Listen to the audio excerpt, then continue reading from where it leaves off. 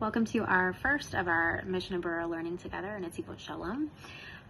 What I'm going to do for our first time together is just go over a little bit of the Hakdama, the beginning introduction of what the Mishnah Berurah speaks about in terms of the intention around the learning, and just to give you a little bit of background information. Then we're going to go into the halachot, and we're going to learn twice a week.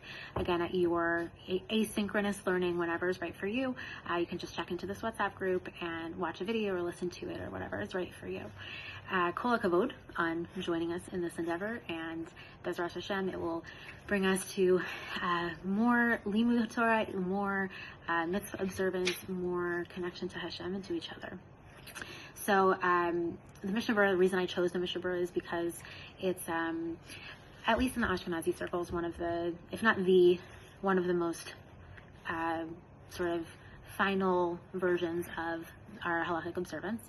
And the text itself is written by the Chafetz Chaim, Rav Yisrael Meir Kagan, and it's really from the end of the 19th century, beginning of the 20th century. The text includes the Shulchan Aruch from the Mechaber, Rav Yosef Karo, which is that original, there's so many different kinds of original. Really the one version of everything being codified, and then we have Rav Moshe Isserles, the Ramah, who has the Ashkenazi psak, which when you learn the Shulchan Aruch, you have Rav Yosef Karo representing the Sephardi voice, and then Rav Moshe Isserles representing the Ashkenazi psak, the Ashkenazi practice.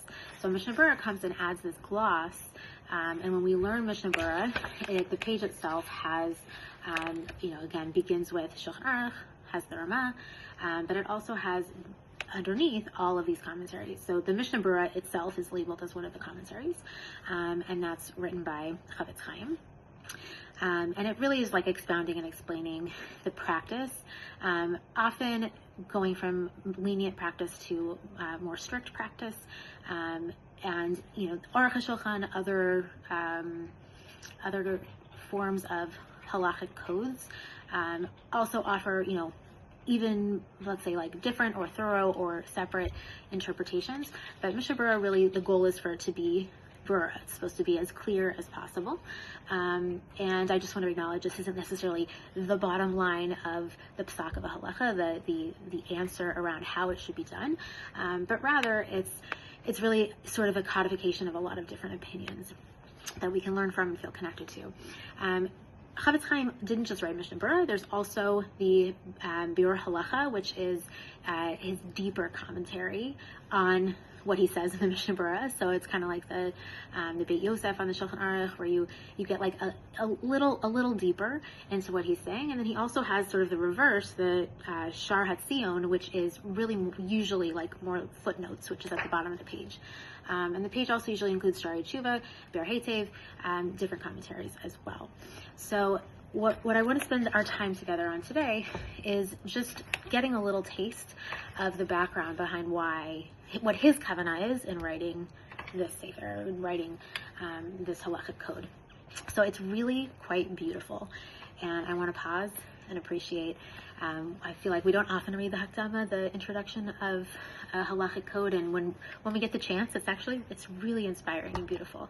So I hope that you find it as inspiring and beautiful as I do. So just to give you a couple little excerpts. So he says, "V'amarti levaer zeh al pi ma shebe'arti mikfar et hakatuv b'parshat achrei u'shmartem et chukotai et mishpatai asher yaseh otam hatam v'chai b'hem." So here he's saying, I talked about this previously with regards to my drush that I gave about Parshat Achrei, where we have the command in Vayikra that we should keep the laws and the statutes that God gave to us, that through them we will live, v'chai b'hem, we will find life. So what does this mean? This is a beautiful interpretation he gives. He has much written here, but I'm just going to hone in on one sentence that kind of summarizes it. It says, Hayotze midvarenu, so from everything that I've just said, that we've just talked about, Shehatorah HaKadosha, he bishitut mazon ruchani lahanefesh kmo halechem shehu mazon laguf. So the Torah in its holiness is simply like, in and of itself, the sustenance for the spirit, just like bread is sustenance for the body. So all of us need to, if you think about living through the mitzvot, we get life in our body by nourishing ourselves, taking care of our bodies, eating, exercising. We need nourishment. And so too our souls need nourishment. There's times where we're exhausted, and you might even be able to tap into this now, like that feeling of uninspired or just like trying to survive and make it through day to day. And part of what he's getting at is that we need to tap into the mazon. We need to tap into the sustenance for not just our bodies, but for our spirits. So, a certain amount of time has gone and we haven't been learning Torah, we haven't been learning halacha.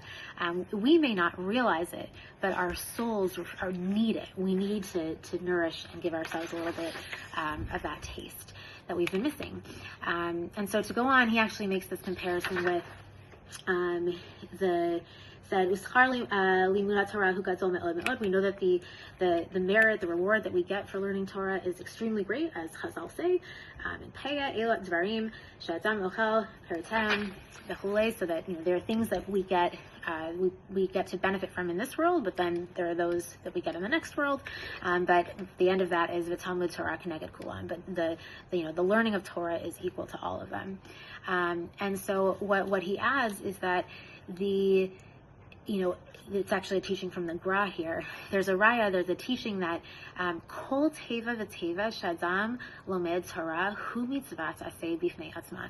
Every single letter, every single word that we say is like fulfilling the mitzvah of learning Torah in and of itself. So it's like just by reading these words of Torah and of halacha, we are actually fulfilling many mitzvot by reading each word. And then he says, but this is an important piece that we have to remember. Ikar limud ha'adam tzarich liyot b'limud hamevi lidzei maseh. The point of learning, yes, learning lishma, learning for the sake of learning, is incredibly valuable. But the point of learning is also to bring us to action. And this is really why he argues that he chose to look at the text as he does, because Mishnah Berurah is a commentary on Orach Chaim, which is the first section in the Shulchan Aruch. As I mentioned, the Shulchan Aruch is the initial text that he's commenting on. And he actually explains that he chose the Orach Chaim because mikol makom chalek zeh hu mukdam lakol. This is like the very first, most important thing. Ki yediato hu hechrechi b'chol yom miyamei chayav l'kiyum haTorah. That this is a part of knowing and understanding every day how to live a life of Torah. The text itself that is in Orach Chaim that we'll learn together is about tefillah. It's about waking up in the morning. It's around the Shabbat and holidays. It's the things that pertain most to our lives. So my hope is that in our learning together, we're going to get to deepen our understanding of the mitzvot that we keep. And again, part of the reason that he created this work was to give us access to the Torah that is practical in our lives, so that we can that we can live through these words. With every word we read of halacha, even if it's he mentions like if it's kodshim or tarot, something that's about the temple that doesn't feel practical, like even learning each of these words has a value for us in nourishing our souls. So the next time that we learn together, which will be Thursday, we'll have the opportunity to look a little bit more deeply at some mitzvot. We'll jump around a little bit, but I wanted you to get a sense of the Hakdama, because he really gives us an intention, again, Chavetz Chaim, Rav Yisrael Meir Kagan, of what it is to make a choice to integrate Torah into our diet. The food that we eat, what it is that we put into our minds, our souls, our bodies. The Torah is something that our souls are yearning for, and sometimes we may not realize how much we need them. But Be'ezras Hashem, when we learn words together like we are now, we come away from it feeling a little bit more satiated, a little more full, maybe a little more hungry, because we realize what we've been missing, to feel inspired and to feel nourished and to feel like we are getting to benefit from the goodness of the world that God created. So Tizku Mitzvot, looking forward to continuing this learning together. Thanks for joining us today.